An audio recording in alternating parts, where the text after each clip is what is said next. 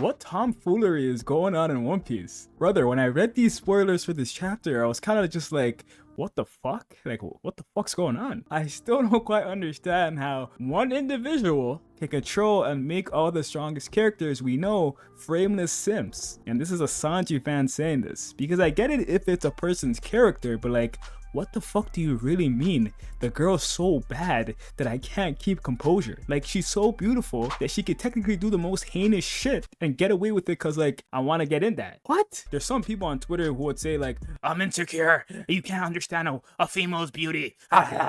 What are you talking about? I'm just saying, like, it's crazy how these guys can lose the logical side of their brain because a woman's so beautiful. Not everyone, but like 99% of the people, when they see this girl, it's like, yo, do whatever the fuck you want to me. Step on me. Like, that's the type of timing they're on. Like, I'm confused. That's all I'm saying. All right, so welcome back, guys. Before I get into my little rant, subscribe, please. I would very much appreciate that. And thank you to all the people who listen to when I say that and support, because when I do say that, a lot of people do listen. Like, we get 100 subscribers on a video sometimes. So if that's one of you guys, I fucking love you. Now, guys, let's summarize this chapter real quick because it didn't really progress a whole lot from the last one. Like, we're seeing the same shit. People sipping over Shakky. Rock still trying to recruit Harold for the 50th time. Like, we know the deal. So I don't want to bore you guys. So let's just summarize the chapter. We start the chapter with Rock's doing a heist and securing the bag. Like, he's going around doing crazy shit. But we see firsthand of what Sengoku said about the Rocks pirates betraying and trying to slay one another, like trying to fucking off each other because they're all snakes. But those who were left behind, being Kaido, Whitebeard, Silver Axe, the others decided to run off with the loot and basically betray each other. But Whitebeard said nah. He straight up put all of them in check and did what he did in Marineford with shifting the seas and fucking up the island. Next we see Whitebeard, Kaido, and Silver Axe return to the surface, and Kaido says he's jealous of Whitebeard's fruit and he wants it, which I find funny because isn't this Mr. Hockey transcends all? Like, this is the guy who wants Whitebeard's devil fruit, the same guy that said, hey, let's take over the world with devil fruits, build a whole army of devil fruits, had a whole factory developing devil fruits. I don't know if you guys know by now, but Kaido doesn't ever really say no real shit, if you guys couldn't tell. That guy's whole lore is built upon people just saying fuckery about him. Oda then shows us a rivalry between like Shakky and Silver Axe. They're kind of like Zoro and Sanji in a sense, both fighting each other in the background, which is kind of cool. Garp, Sengoku, Tsuru is basically the reason why Harold and Elbaf was accepted by the world government. We see and learn that the giants have been profiled and stereotyped by the world government, very similar to the fishmen in the One Piece story. We learned Garp, Sengoku, and Tsuru put in a good word to Kong about Harold and him being an honest man. Kind of cool how we see that Harold and Garp knew each other and they built a close friendship. But fuck all that shit that I'm talking about. You guys don't give a fuck, I can just tell. So the last portion of the chapter, we come to find out that Shakky has quit the Kuja pirates and made her way to the island of Hachinosu to retire. As she landed, you had all these fodder on their knees tweaking and shit, which is understandable because, like, you know, because you always gotta have those type of people. Like, if you want to make those guys lose control, it's best with them. But yeah, she decided to retire on Hachinosu and make a bar for the people of Hachinosu. Rock came back from doing fuckery on the seas and like doing some crazy shit looting and encounters Shacky's new bar. She greets them looking like this. Holy shit. I think I understand these guys now. But seriously though, she greets them and asks the Rocks pirates to be her new customers. Once again, guys, I will not deny that this girl is very attractive. Like, I would have to not like women to say that she isn't. This is some top tier shit right here. Like, I'm not gonna cap. I get the commotion on why she's so beautiful because Oda is drawing her to look very beautiful. But just peep my boys real quick. These guys down here all reacted to Shakky with hearts coming out their chest and their eyes, especially Rock's Zebek. This guy looks like he's having a heart attack right here. And in the next panel, he looks like the Joy Boys of Sanji in that era. Like, Sanji is the reincarnation of Rock's Zebek. Fuck Blackbeard. Rushing over there looking like that, talking about, I'll give you a hand. Damn!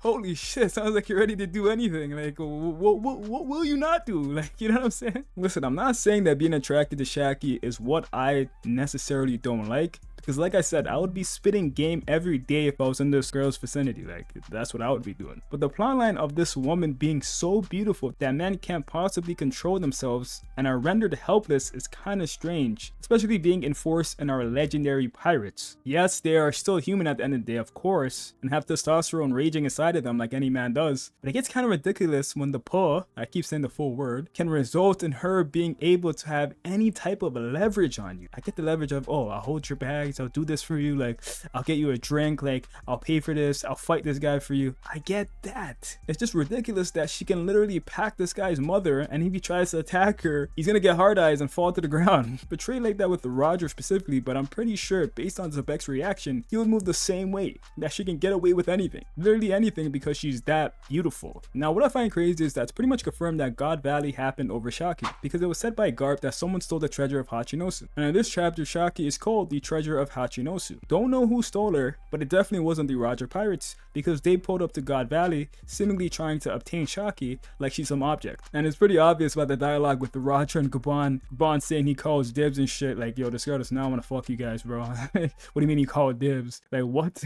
And Rox came to take back his island's treasure. So the reason why these guys are there is to fight over some pussy. Now, I personally...